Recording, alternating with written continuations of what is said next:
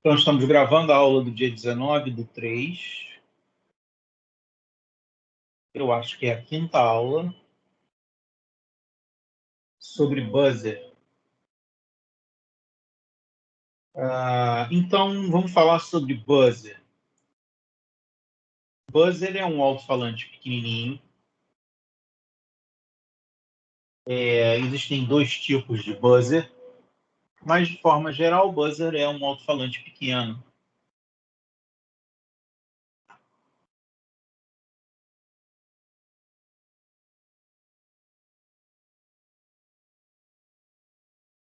Peraí que eu me enrolei aqui.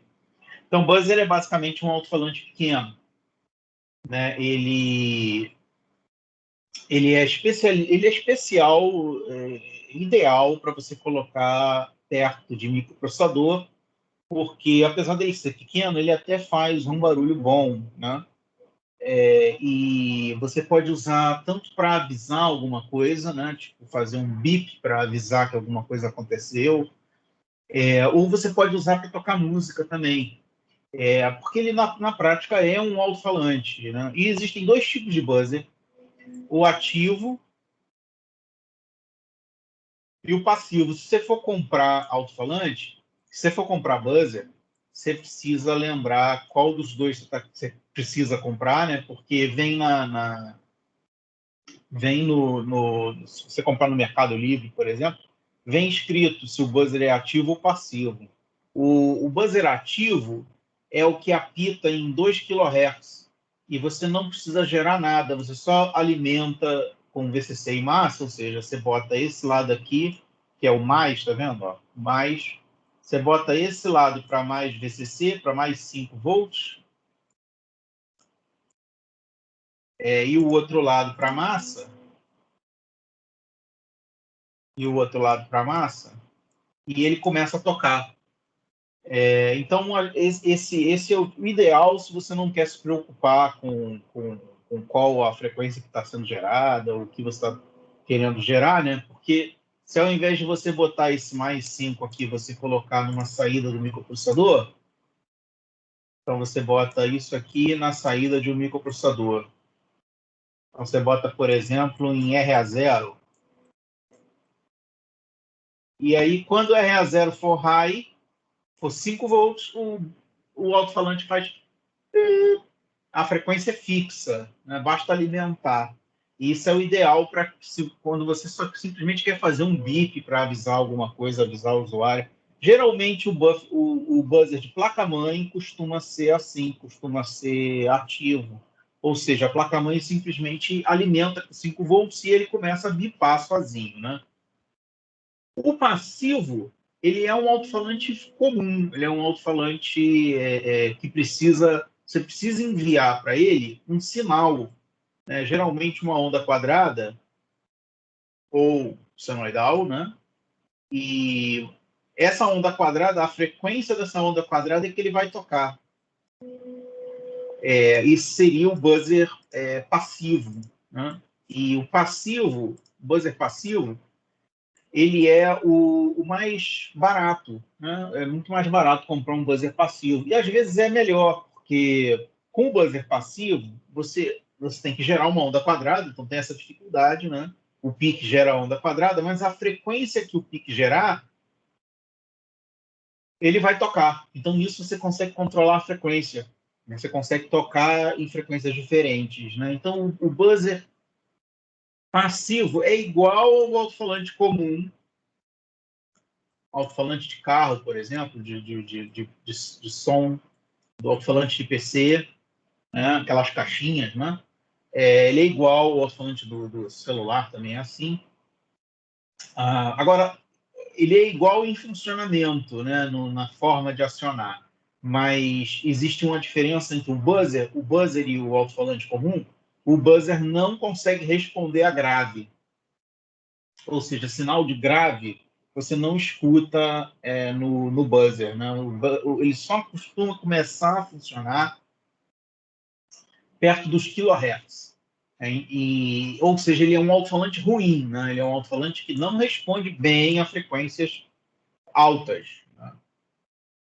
desculpa, baixas, mas apesar dele não ser um alto-falante muito bom, ele é pequenininho e ele é fácil de acionar, né? Então, se você for comprar alto-falante, se você for comprar buzzer para usar no Arduino ou no PIC, compra passivo, passivo acaba sendo mais barato e acaba sendo melhor.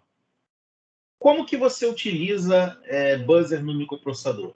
Como eu falei, você coloca o buzzer um lado para a massa e o outro lado para uma saída qualquer, por exemplo, R0. Né? E se o buzzer for ativo, basta levar esse cara para 5 volts e ele vai começar a bipar. Se o buzzer for passivo, aí você é obrigado a colocar, você é obrigado a fazer uma onda quadrada na frequência que você quer tocar. Então você tem mais controle sobre o que você está emitindo, né? O buzzer não é muito bom em frequências baixas, e ele toca 1 kHz, 2 kHz bem, o resto ele não toca muito bem. Se você quiser botar um alto-falante comum, então, se você tiver um alto-falante comum e quiser colocar numa saída de pique, assim, ó. Então, isso aqui é um problema. Porque o alto-falante comum, ele é, assim, no máximo 32 ohms. E, geralmente, ele é 8 ohms. A maioria dos alto-falantes é 8 ohms. E 8 ohms é uma carga muito alta, né? Uma carga de resistência baixa demais, puxa a corrente demais, e vai puxar muita corrente aqui, e o pique não vai ser capaz de dar essa corrente toda. Mas se o alto-falante for pequenininho o suficiente, pode ser que funcione estranho, mas pode ser que funcione. Então, não é legal botar o alto-falante direto no pique, porque tem uma grande chance do pique não funcionar por causa do excesso de corrente. O buzzer quase não puxa corrente. Então, se você quiser usar um alto-falante no pique, você é obrigado a usar um driver, ou seja, um circuito com 2 transistores extra, né, um driver, vou botar só um D, é um circuitinho com 2 transistores que aciona o alto-falante. Só que esse circuito precisa de alimentação. Né? E geralmente pode ser a mesma alimentação do PIC, mas se for uma alimentação maior, melhor para o mais alto, o alto-falante vai falar. Né? Então, essa é a vantagem do buzzer. O buzzer não precisa de nenhum tipo de amplificador. Você pode ligar ele direto, né, no microprocessador. É legal para fazer testes. Se mais para frente você quiser botar um alto-falante, você bota o alto-falante. Você já testou com o buzzer e já sabe que funciona, né, o que você quer fazer. E essa chave que eu botei aqui é uma chave que não tem nada a ver com buzzer. Ela está aqui para fazer alguma coisa com o nosso programa. Né? Então, essa chave que está aqui não tem a ver com buzzer, mas você poderia fazer essa chave, fazer assim, você aciona essa chave e aí o buzzer toca. Né? Mas, a princípio, a chave não tem nada a ver com o buzzer em si. Como que você gera notas musicais, né, para fazer música? Né? Existem 7 notas básicas e 5 notas chamadas sustenidos. Se você somar o 7 com 5, você passa a ter 12 notas musicais. E as 12 notas musicais formam o que a gente chama de uma oitava. Uma oitava é um pedaço do piano. Né? E o piano geralmente tem 3 a 4 oitavas, dependendo do tamanho do piano. Com 3 ou 4 oitavas, exatamente porque é o tamanho do piano, você tem 48 notas, né? 4 oitavas, 4 vezes 12, 48 notas. Com 48 notas, geralmente, você consegue tocar todas as músicas ocidentais, né? Todas as músicas modernas ocidentais. Isso vai desde lá de antes de Mozart até as coisas atuais. Ah, e como é que você toca essas notas? Né? A frequência base é a frequência do Lá. Essa é a frequência base. É o Lá. É o Lá da oitava, da oitava fundamental, né? Então, essa nota aqui, ela é a base para calcular todas as outras. Ela é 440 Hz. Se você sabe a frequência, você sabe o período. Se você sabe o período, você sabe todas as temporizações que você precisa ter. Essa frequência 440, ela é bem clássica.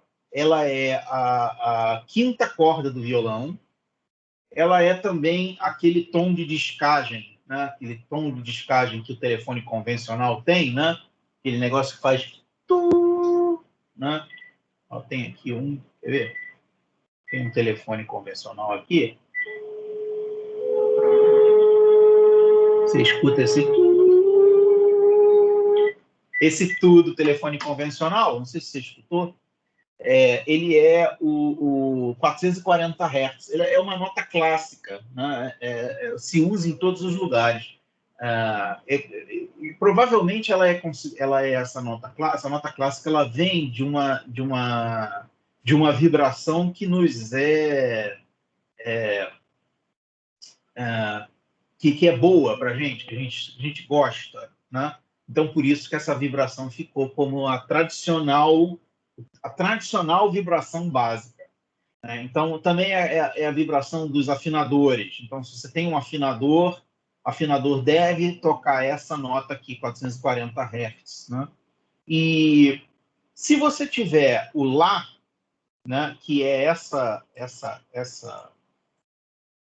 tecla aqui do teclado, você consegue encontrar todas as outras teclas, a frequência de todas as outras teclas, multiplicando pela razão. Então você consegue encontrar essa nota e depois essa nota e depois essa nota, ou as notas para frente, multiplicando porque a gente chama de razão, né? Que é um valor matemático que, a partir do Lá, se você multiplicar, você encontra a próxima nota que é Lá sustenido. E se você multiplicar, você encontra a próxima nota que é o Si. As notas, elas têm duas nomenclaturas. A nomenclatura latina, que a gente usa no Brasil, Dó, Ré, Mi, Fá, Sol, Lá, Si, Sol, né? Com os seus respectivos sustenidos. O sustenido é meio como se fosse uma meia nota, né? Ela fica na metade entre a nota e a próxima. E essa nomenclatura aqui, que é A, B, C, D, F, é a nomenclatura americana, que é muito usada para cifras de violão, né? Quem já tocou violão, cifras de violão costuma ser com essas notas A, B, C, D. Então, os americanos gostam dessas notas A, B, C. Já nos países de origem latina, tipo Brasil, Portugal, Espanha, Itália, tal, eles gostam mais da nomenclatura em italiano, né? Dó, Ré, Mi, Fá, Sol, Lá, Si. E se você pegar as quatro oitavas, que são quatro conjuntos de 12 notas, você está basicamente em toda a faixa audível humana, né? Desde 20 Hz, seria um grave, tão grave que você não escuta, até 20 kHz seria um agudo, tão absurdamente agudo, que você não vai escutar, porque é agudo demais, né? Então você tem um agudo e um grave. Existe um programa para Android chamado Peatone. Peatone. E esse programa, ele toca notas musicais. Eu estou com ele aqui, mas ele não está tocando nada. Alô? Estão me escutando? Alô? Achei que tinha caído. Peraí. Não, tô na ativa aqui. Tá me Ok, escutando? consegui tocar. Olha só, esse programa chamado Peatone, ele toca a frequência que você quiser, você escreve qual a frequência, ele toca. Então ele não toca só notas musicais, ele toca qualquer frequência que você quiser. Então essa aqui, ó, você está escutando? Essa aqui é 440 Hz. Essa aqui, por exemplo, é 100 Hz. Ó. Bom, 100 Hz você não consegue escutar.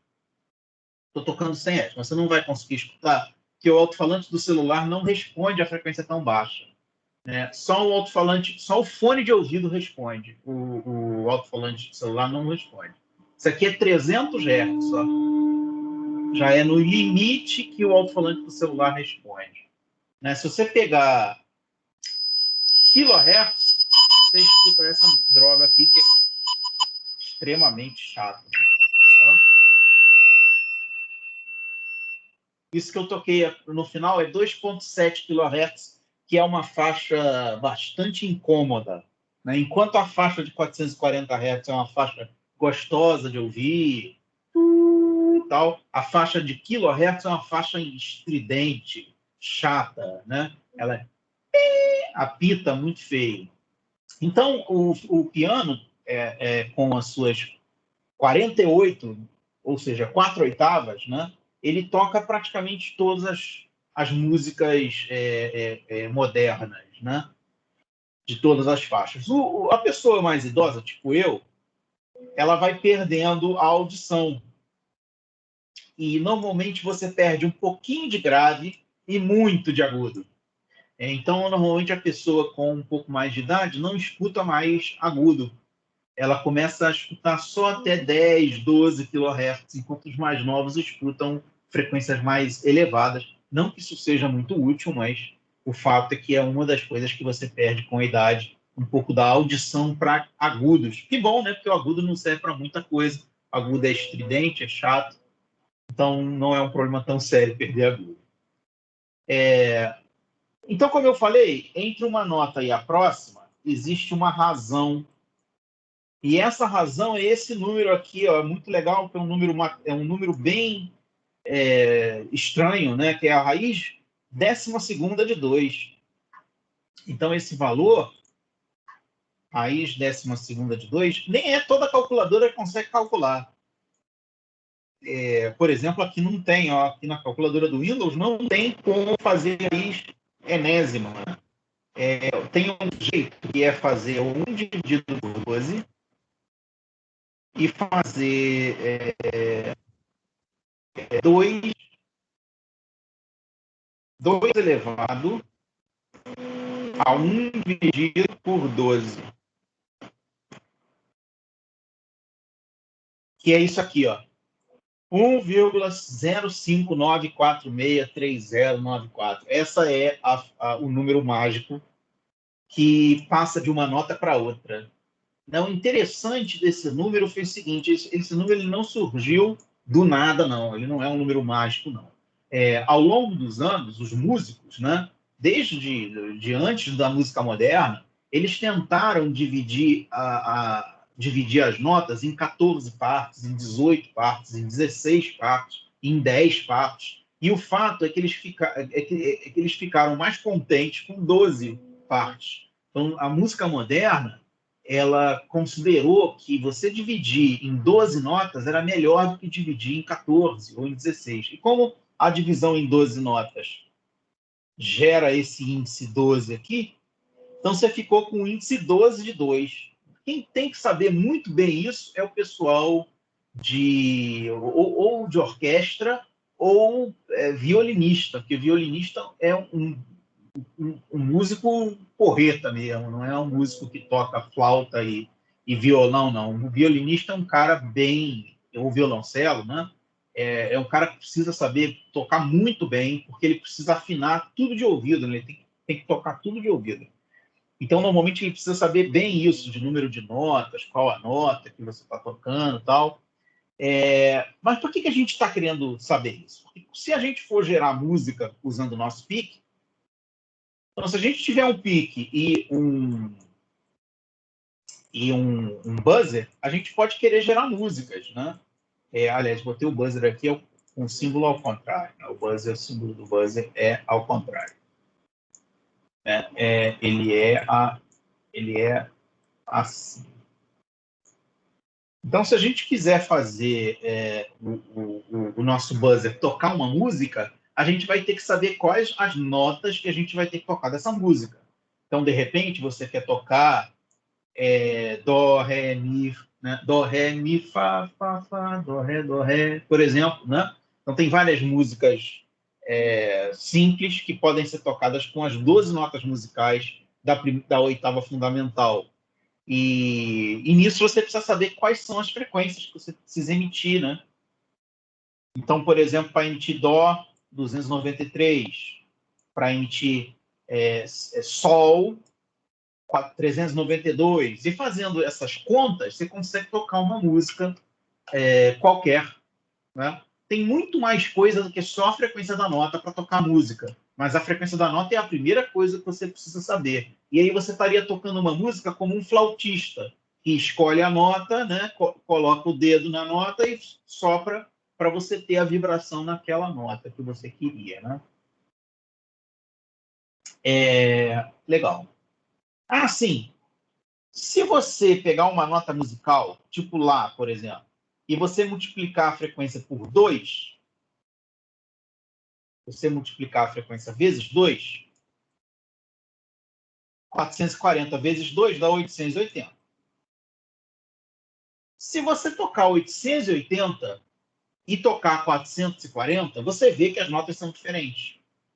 Mas se você tocar as duas em sequência, você percebe que existe um tom em comum entre as duas notas. O que você percebe é que se essa nota é um Lá, essa aqui também vai ser um Lá, só que mais agudo. Essa é uma coisa bastante interessante de música. Se você pegar todas as notas e multiplicar por 2, você tem a mesma música, só que mais aguda, né? Estaria tocando a mesma música, em vez de Dó, Ré, Mi, Fá, estaria Dó, Ré, Mi, Fá. Ou, se você dividir por 2, Dó, Ré, Mi, Fá. Então, se você dividir por 2 ou multiplicar por 2 a música, você obtém a mesma música num tom acima, né? E isso é bastante interessante porque se você multiplicar 12 vezes a raiz de 12 de 2, você multiplicou por 2. Né? Se você pegar 12 vezes a raiz de 12 de 2, você multiplica por 2. Ou seja, na verdade, quem é o número cabalístico aqui é o 2. Ele é que decide tudo na teoria musical. Né? O 2 é o mais importante. O 12 não. Que o 12 foi selecionado pela gente, pelos humanos. Os humanos selecionaram 12 como o melhor número de notas, né? Mas se você tivesse escolhido 14, seria 2 elevado a 14, e existem músicas assim, com 14, né? Mas o 2 aqui é que realmente é a chave para encontrar as notas todas. Então vamos para o circuito. O circuito que a gente tem é esse aqui, um buzzer passivo, que eu botei em R0. Deixei uma chave, por quê? Eu quero, no futuro, pegar essa chave e fazer quase como um piano, só que com uma chave só, né? Eu aperto e ele toca. Então eu faria... Né? E nisso está feito aí pode ser um código Morse, né? Ou um início de um piano, né? Você teria várias chaves e tocando vários tons diferentes. Né? Inicialmente, eu não vou usar essa chave para nada, mas eu quero, no futuro, fazer essa chave interromper o tom que está indo para o buzzer. Né? Mas, por enquanto, vamos ignorar a chave. Vamos ignorar a chave, mas tem só um detalhe. Se a chave está aqui, ligada e conectada, você pode ignorar ela durante o programa, mas você não pode deixar de configurar o tris. Porque isso aqui é um input. Isso aqui é um input. Então, ele precisa estar no tris. Então, quem não tiver aí, quem tiver enrolado em cálculo de tris, eu mostrei nas aulas anteriores para que serve o tris. O tris ele é para você configurar os pinos do pico para input e output. Você configura 8 de uma vez. Você configura primeiro os pinos B, que são esses aqui. Depois você configura os pinos A. Né? Aliás, pode ser o A primeiro também, não tem problema. Você configura o A, depois configura o B, ou o contrário. E apesar de que a gente vai ignorar essa chave, a única coisa que você não pode ignorar é o fato de que você tem que configurar a chave como entrada, né? E foi o que a gente fez aqui. Se você olhar, não estamos usando nada na porta A. Não estamos usando nada na porta A não ser um output. Isso aqui é um output. Certo? Então, por isso que é todo mundo 0 na porta A, no tris A. E no tris B, nós não estamos usando nenhuma entrada, nenhum pino, a não ser o RB0, que está aqui, ó. Então, todo mundo é 0, porque não está usando. E menos um 1, que é um input. Então, se você converter isso aqui para hexa, você tem os dois valores que você precisa passar para o tris A e para o tris B, que são 0, 0 e 0, 1. Né? 0x00, olha só, 0x00 e 0x01. Então, quem tiver um pouco perdido aí sobre como configurar tris A e tris B, eu recomendo assistir o vídeo que eu explico isso lá no início, na segunda aula, que eu explico sobre tris e como que configura, passa para hexa, né? Configura entradas e saídas. Né? Aqui, basicamente, é esses dois valores que a gente precisa, 0 e 1. Então, logo de cara, a gente passa esses valores para o tris A e para o tris B. Tris A a gente passa 0, tris B a gente passa 1, porque o tris A só tem output e o tris B tem um input, que é o pino 6. Então, mais uma vez, quem tiver enrolado, vá lá na aula número 2, em que eu explico isso com calma. Se você olhar a aula de Blink, que foi a terceira aula, se você olhar a aula de Blink, terceira aula, você vai ver o mesmo programa. Esse programa aqui é um Blink. O que faz o programa Blink? O programa Blink, ele pisca um LED. Então, esse programa aqui é muito parecido com o Blink. Só tem uma diferençazinha. O delay lá é em milissegundos e o delay aqui é em microsegundos. O delay do Blink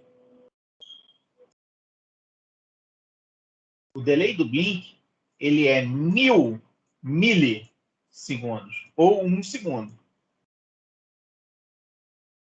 É lento. O delay aqui, que é o delay do buzzer, ele é 1000 microsegundos, 1000 vezes menor, que dá 1 milésimo de segundo. E aí você pode até pensar assim, caramba, o ouvido percebe vibrações mais rápidas do que o olho humano. Né? E isso é verdade, é característica do ouvido. O ouvido é uma vibração mecânica. Ela é muito mais rápida do que você receber luz. Né?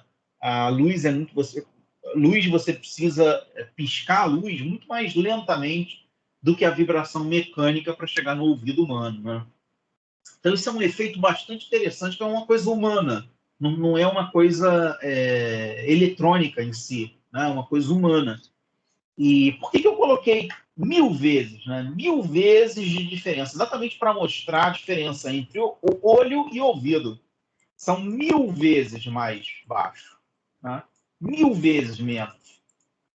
1000 vezes mais rápido, né? 1000 vezes menos em tempo, 1000 vezes mais rápido em velocidade. Então, eu botei 1 milissegundo de delay. E o programa é igual ao programa Blink. Esse programa aqui é igual ao programa Blink. O que o programa Blink faz? O programa Blink acende o LED, espera, apaga o LED e espera. Acende o LED, espera, apaga o LED e espera. Logo de cara, você tem o aviso aqui, que é feito em C, para fazer um loop infinito. O loop infinito vai ser fazer infinitamente, para sempre, isso que significa infinito, para sempre você vai fazer isso aqui, ó, que é colocar o RA0 em high, RA0 é onde está o buzzer, esperar um tempo, colocar o RA0 em low.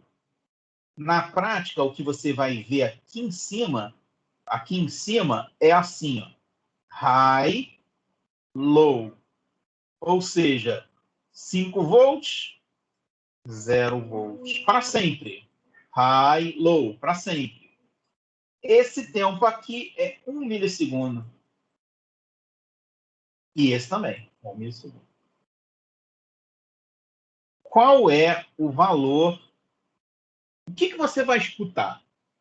Você vai escutar um grave, um agudo, um médio, nem grave nem agudo? O que você vai escutar? É possível a gente descobrir qual a nota musical que a gente vai escutar. A gente tem as tabelas de nota musical, então a gente consegue descobrir qual a nota musical a gente vai escutar e até colocar no celular, o peatone, né?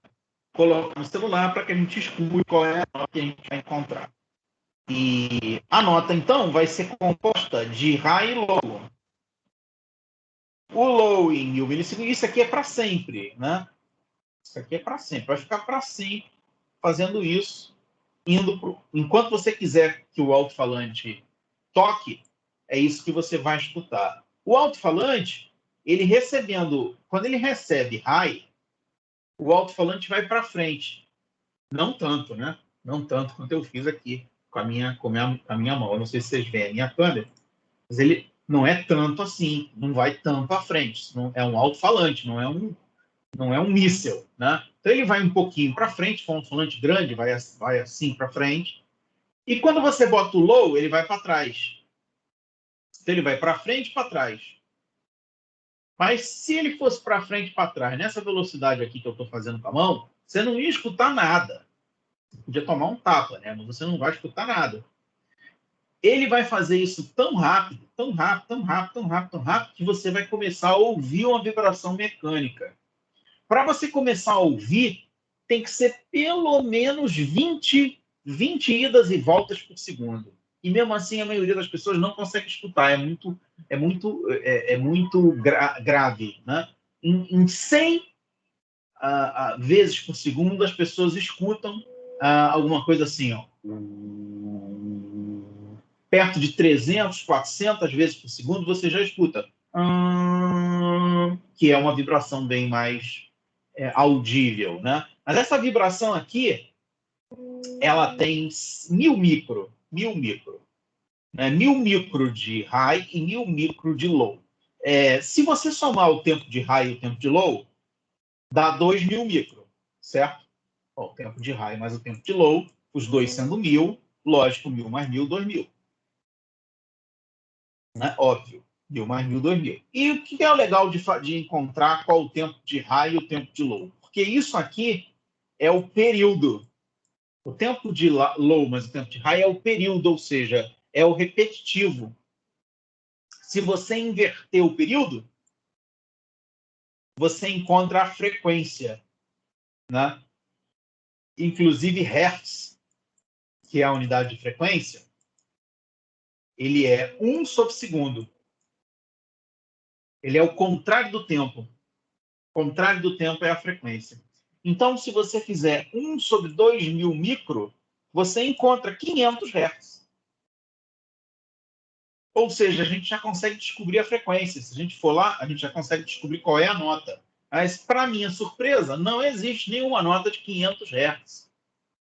A nota mais próxima é o Si. Como eu falei para vocês, existem infinitas notas. A gente separa em 12. Mas existem infinitas notas. Então, quem toca com infinitas notas é o violino. Né? Quem toca violino e violoncelo tocam com infinitas notas, mas flauta e violão só tocam as 12 notas por oitava.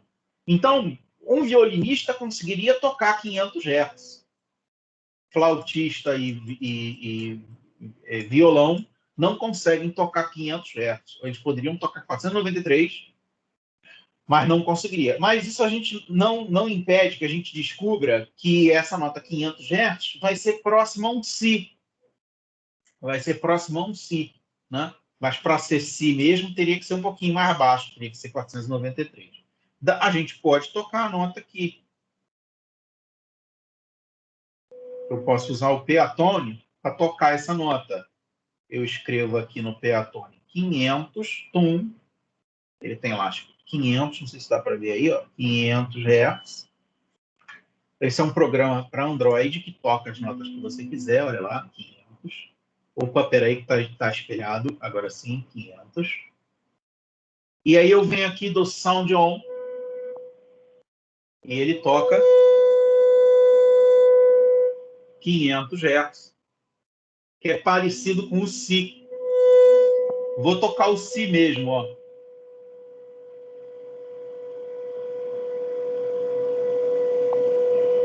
Ninguém vai perceber a diferença. É muito difícil perceber a diferença.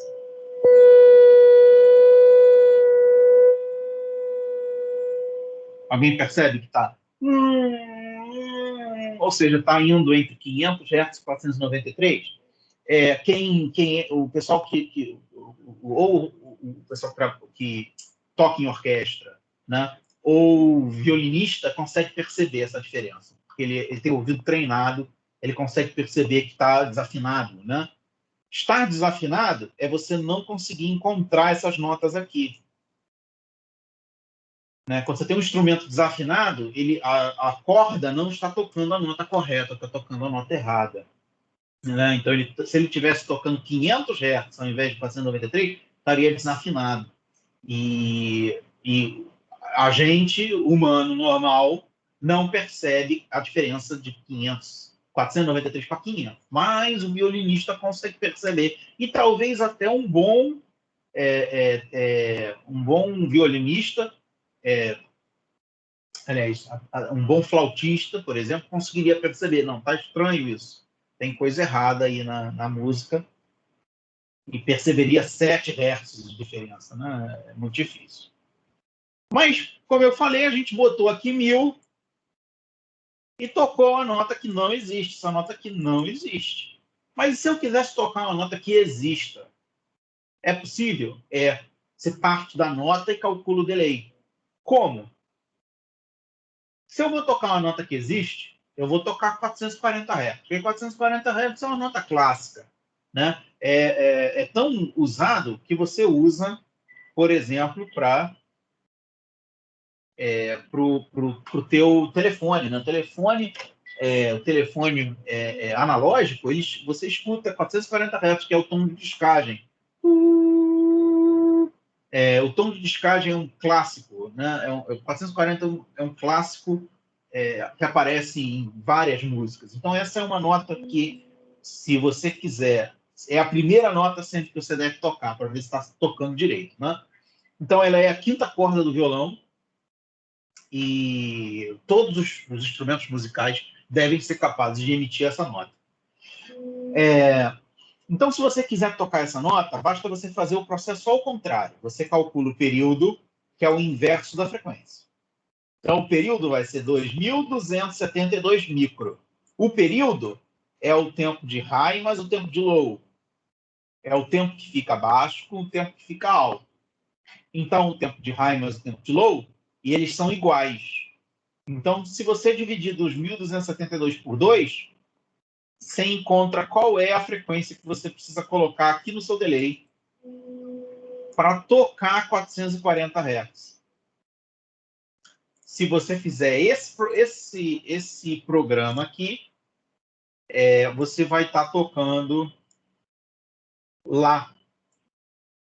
Eu fiz e toquei uma vez para uma menina que era violinista.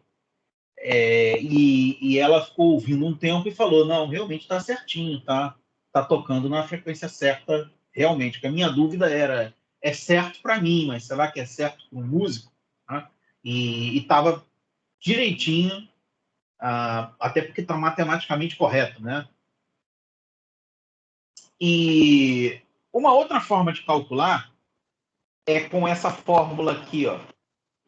O tempo de delay é 1 sobre 2 vezes a frequência da nota. Então, se a nota for 440, 1 sobre 2 vezes a frequência da nota vai dar 1 sobre 2 vezes 440, que dá 1 sobre 880. 1 sobre 880 dá 1136 micro. Bom, dá para tocar, então, todas as notas musicais que você quiser. Uma por vez, né? Do jeito que a gente fez aqui, a gente tocou uma nota por vez. Mas você poderia tocar as notas que você quisesse, na ordem que você quisesse. Se você for capaz de tocar as notas que você quiser, na ordem que você quiser, teoricamente você toca qualquer música, né? Pelo menos toca qualquer música que seja para piano, né? Porque existem músicas para outros instrumentos que você pode tocar como se fosse um piano. Isso aqui dá uma impressão de piano, né? As notas têm uma impressão de piano e não vai ficar muito parecido com o original, mas eventualmente você vai reconhecer, não é a música tal. Então isso daqui é o início de você tocar ringtone, né? Lembra, pessoal, do ringtone, que tocava as músicas como notas musicais?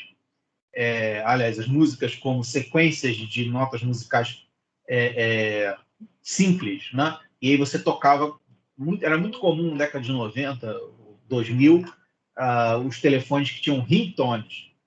Então eles tocavam qualquer música em sequência de notas. Então isso, se você fizer isso com o PIC, é capaz do PIC tocar.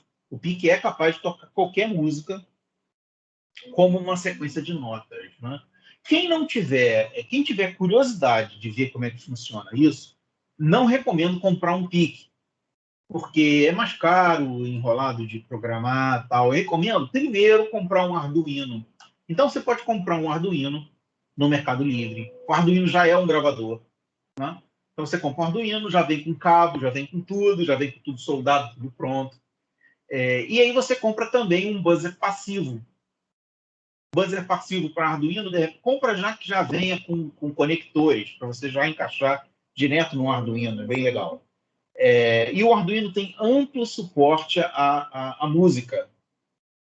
Então você pode fazer músicas, fazer o Arduino tocar musicazinhas, é muito legal, bem divertido e você aprende bastante coisa. Também aprende bastante coisa com o PIC, mas como eu falei, o PIC é um pouco mais enrolado. Não recomendo você comprar de primeira. Depois que você já estiver familiarizado bastante com o Arduino, aí é legal partir para o PIC, porque o PIC é um pouquinho mais complexo. E agora a gente vai fazer o seguinte, agora a gente vai usar a chave para fazer um esquema que é o seguinte: quando eu apertar a chave, eu vou tocar uma música, quer dizer, eu vou tocar um tom. Quando eu não apertar a chave, eu vou tocar outro tom.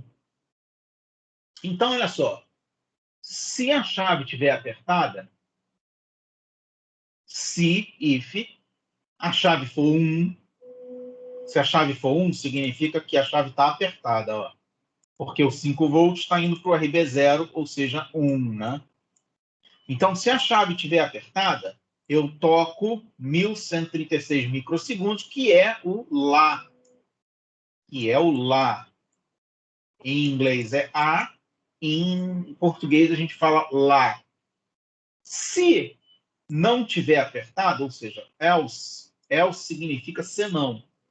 Então, else significa senão. Se não tiver apertado, isso que eu falei agora, se não tiver apertado, senão tem que ter separado. Se não, né? Mas o se não é junto, se você escrever assim, se tiver apertado, mas isso, se não, aí se não junto. Então, se não tiver apertado, ele vai tocar isso aqui.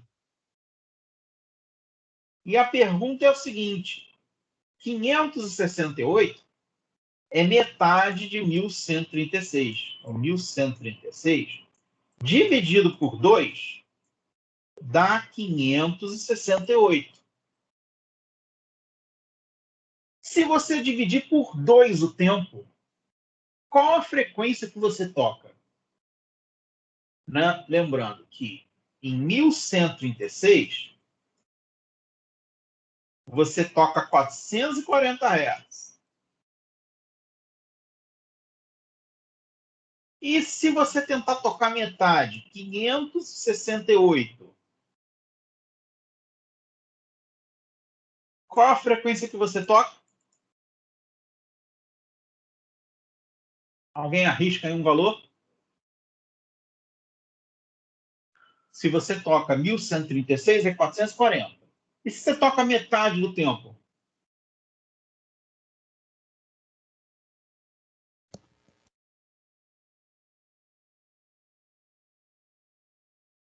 $284?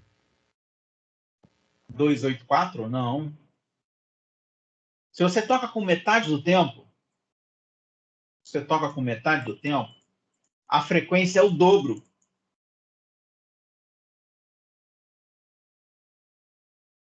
Né? Se você está fazendo o mesmo trabalho seguido, eu imagino que você foi contratado para fazer o mesmo trabalho o dia inteiro, certo? Se você faz em 10 segundos, você vai fazer 6 vezes por minuto, certo?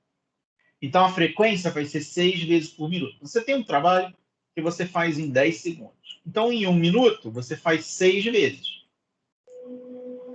Agora, se você conseguir fazer o trabalho em 5 segundos, em 1 minuto você vai fazer 12 vezes, concorda? Então, se eu dividir pela metade o tempo, eu aumento a frequência em que você faz o trabalho por 2. Ou seja, aqui eu vou estar tocando 880 Hz.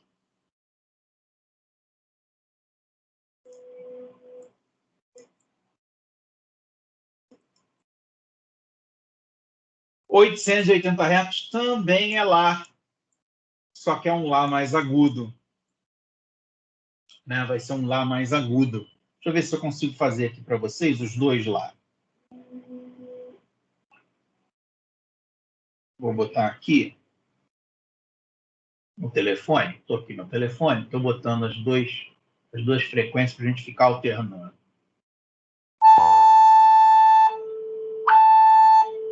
Olha lá, você escuta.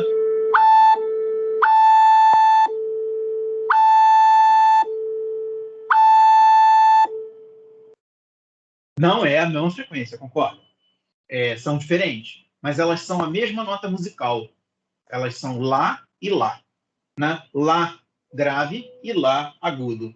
Então, se você quiser tocar a mesma nota musical, se você quiser tocar uma mesma música, só que mais grave ou mais agudo, você pode multiplicar por 2 ou dividir por 2 todas as frequências. A música vai ficar diferente em termos de grave e agudo, mas vai ficar com a mesma sonoridade original, aliás, com a mesma combinação original de notas. Né? A sonoridade vai mudar, lógico, mas com a mesma combinação de notas. Isso é o equivalente a uma pessoa, a um tenor cantando uma música, alguém que tem uma voz grave, ou um barítono cantando a mesma música com uma voz mais aguda. Né? Legal. O que falta para tocar uma música? Tem 2 coisas que faltam para tocar uma música. Você precisa, primeiro, 4 oitavas. Você precisa de 4 oitavas musicais inteiras para completar, para você tocar qualquer música moderna. Né? Moderno que eu digo até Mozart, Beethoven, não é moderno funk, não. Moderno que eu digo da era moderna. Né? E você também precisa ter, para tocar uma música, você precisa de 2 temporizações. A primeira temporização é a temporização da nota, ou seja, em que frequência você faz on-off. Em que frequência você faz on-off. Essa é a primeira temporização que você precisa. A segunda temporização é o seguinte: as músicas elas têm tempos diferentes de nota. Algumas notas são rápidas, outras notas são lentas. Então, numa música real, você precisaria ter um tempo, por exemplo, imagine uma música A, B, C, né? Lá, Si, Dó. Não necessariamente os 3 notas são com o mesmo tempo. Então, de repente, Lá, Si, Dó. Então, pode ser que o Lá seja curto, o Si seja mais curto e o Dó seja longo, né? Então, você vai ter que encaixar aqui as notas musicais com o seu tempo. Aqui troca para uma nota mais aguda e aqui toca com uma nota mais aguda ainda. Ou seja, existem tempos entre as notas, né? Outra coisa que existe também é que é normal, todo instrumento musical costuma ter uma pausa entre as notas. O flautista precisa respirar, né? Então, ele respira nesse intervalo aqui. O violinista também, ele precisa tirar o dedo de uma nota e ir para outra. Violão também, mesma coisa. Então, todas as notas musicais têm um intervalo entre elas. Se você acabar com esse intervalo, no pique você pode acabar com esse intervalo. Mas se você fizer isso, fica estranho, não fica parecendo música, fica parecendo barulho, né? Pode até ser bonito para alguém, mas fica estranho, assim, de forma geral. É bem legal essas coisas de música, e bem legal que elas se misturam com microprocessador em si, né?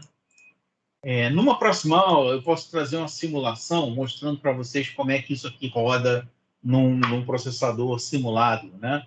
Já que num processador real fica enrolado fazer, num processador simulado é legal. Por isso que eu acho legal, quem quiser se aprofundar, comprar um Arduino e fazer os programinhas com o Arduino. Por exemplo, tem um programinha para Arduino em que você bota um buzzer e ele toca a música do Mario, sabe? Aquela música tradicional do Mario. E você aprende como é que essa música é programada dentro do processador e esses esquemas de temporização, né? Porque a música nada mais é que uma temporização de vibração, né?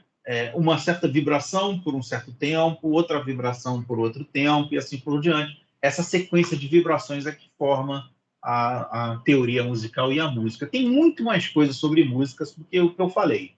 Então, se o objetivo era estudar música, isso aqui foi uma aula terrível. Mas se o objetivo é estudar microprocessador, a música ajuda porque é uma forma de você definir temporizações, que é basicamente como funciona qualquer processador, qualquer microprocessador. Bom, então é isso, pessoal. Alguma dúvida? Mais uma vez, se houver dúvida sobre a parte inicial, sobre a segunda aula, sobre para você saber como é que calcula o triz, como é que coloca o triz no programa. Recomendo ver a aula também sobre Blink e sobre chaves, que foi a última aula. Então, a aula sobre Blink é a terceira, a aula sobre chaves a quarta aula, essa é a nossa quinta aula. Dentro, em breve, nós vamos para a prova. Então, toma cuidado com isso. Quem estiver me assistindo gravado, toma cuidado com a prova. A prova não é difícil, mas não pode deixar a matéria acumular. Lê de novo e qualquer dúvida me fala pelo chat. Ou agora, se não tiver alguma dúvida.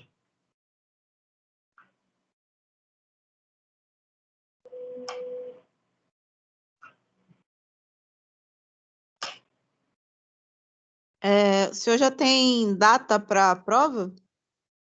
Vai ser...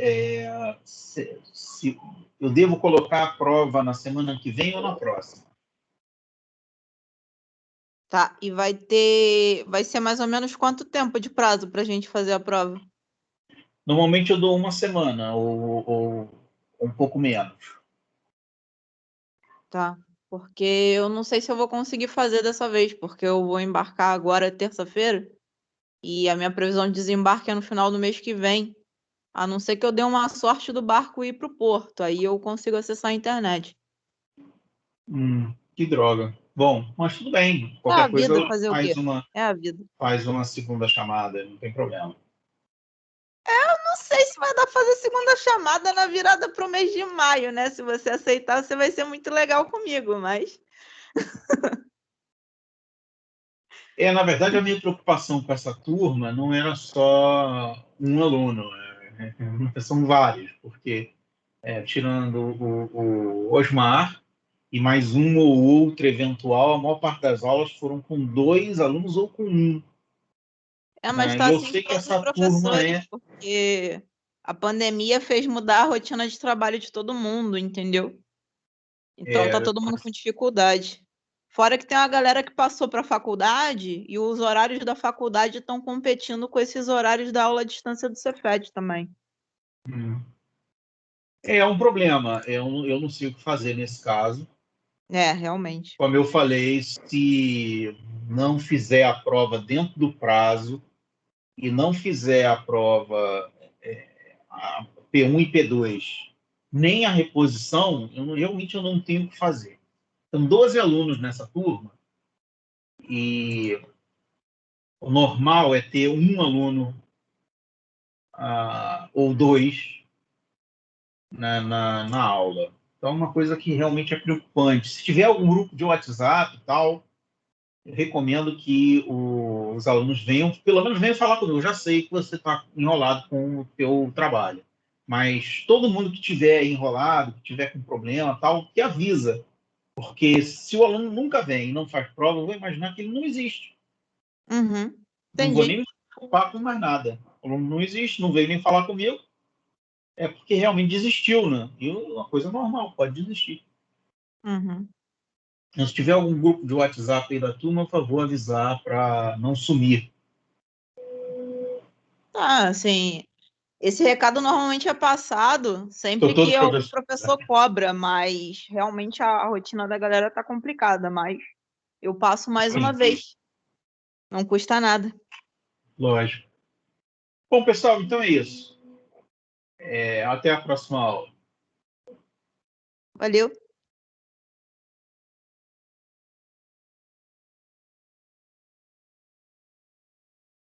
Até mais, pessoal.